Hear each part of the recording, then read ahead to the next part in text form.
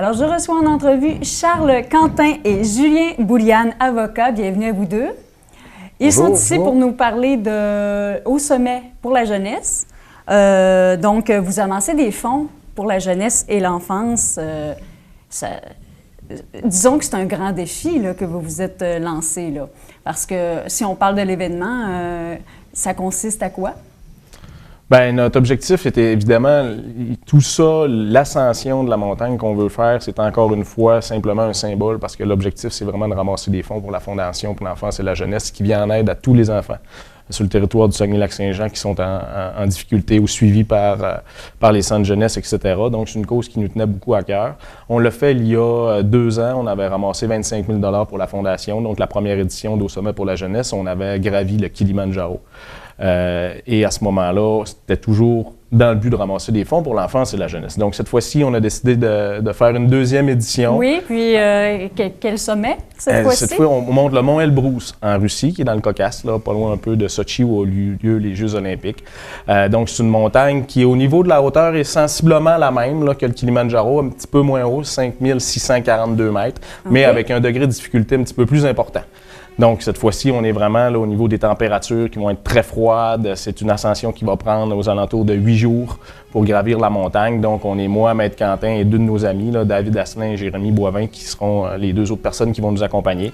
Et encore une fois, tout ça dans le but de ramasser de l'argent pour aider notre jeunesse régionale. Donc là, je reçois 2 des 4 courageux grimpeurs. Et ça consiste à quoi, cet entraînement-là? Parce que là, on ne part pas comme ça, vouloir gravir un sommet qui demande autant de préparation, sans préparation, justement. Bien, d'avoir fait le Kilimandjaro nous donne un certain avantage ou un certain avant-goût de ce qui s'en vient parce que quand vous dépassez 5000 mètres, il y a ce qu'on appelle le mal de l'altitude. Donc, vous pouvez avoir à subir le mal de l'altitude, mais on sait d'ores et déjà, moi et Julien, qu'il n'y aura pas de problème à ce niveau-là parce que passé 5000 mètres, on est capable de conjuguer avec ça. L'entraînement, c'est assez simple, c'est du cardiovasculaire avec l'entraînement en force aérobique, c'est-à-dire vous devez être capable de résister à un effort constant. Et si vous avez à faire un effort continu rapide, vous devez également avoir cette capacité de récupération. Donc, on a des climats ici qui s'apparentent un peu à l'endroit où on va être. J'imagine le froid polaire, là. Vous savez, quand vous faites ce genre de choses-là, vous devez avoir un peu de chance, mais la chance, ça se prépare. C'est-à-dire, vous devez bien dormir, bien manger, être bien vêtu, avoir l'équipement nécessaire où vous n'aurez pas de problème, pas de mal de l'altitude, puis gérer votre sommeil. C'est un paquet de circonstances qui fait que vous allez être prêt pour faire ça. Donc, non seulement il y a une préparation physique, mais il y a une préparation technique et logistique qui fait en sorte que vous allez avoir du succès, puis plus vous allez avoir du succès, plus on va ramasser des fonds pour les enfants. Eh bien, c'est super parce que c'est une belle cause en plus.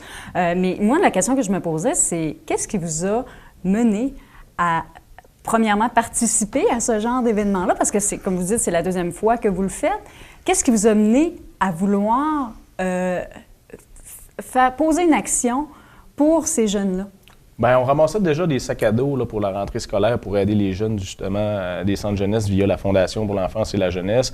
On avait parlé à ce moment-là, moi et Maître Quentin et David Asselin qui devaient le faire avec nous, le Kilimandjaro également.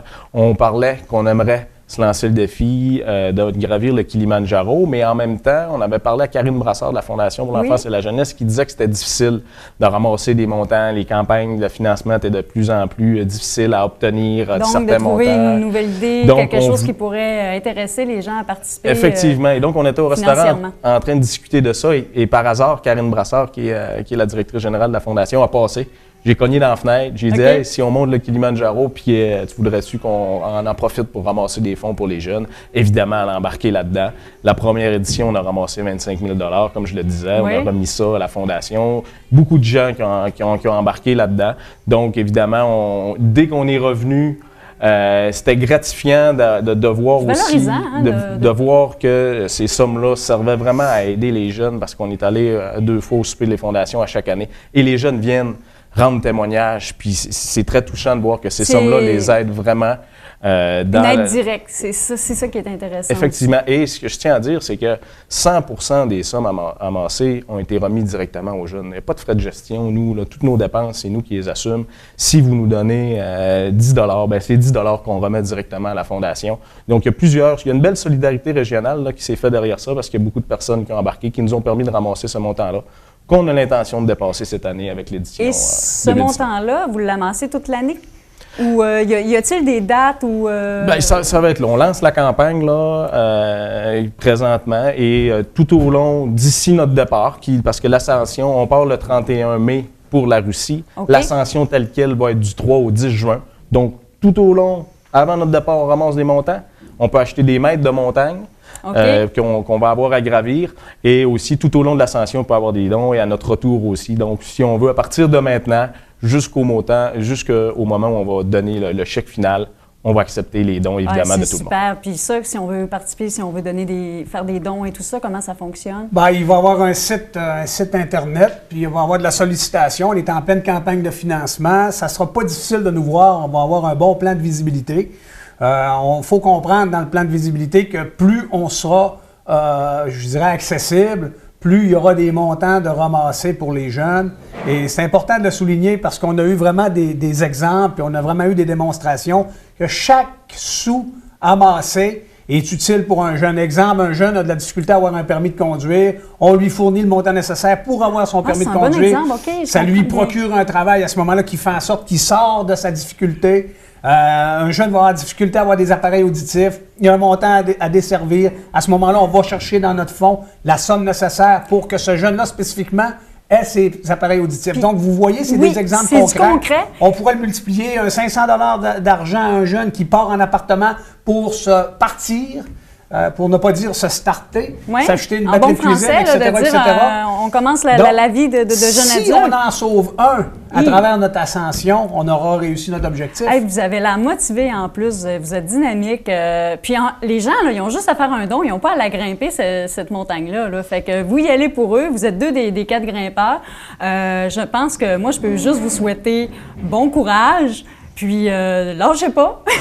Puis en même temps, je pense que les jeunes vont vous être redevables un jour parce que c'est grand ce que vous faites. Moi, je vous remercie beaucoup de votre disponibilité, de votre présence ici. Et si on veut faire des dons, on va sur le site Internet. Sur Facebook, vous tapez Au Sommet pour la jeunesse, vous allez voir le lien. Là, on a une page Facebook et il y a un lien direct pour faire les dons directement à la Fondation dans le cadre d'Au Sommet pour la jeunesse. Bien, merci beaucoup, M. Quentin, M. Bouliane, pour cette belle entrevue. Puis on souhaite bonne chance à la cause. Merci beaucoup. Merci. Merci.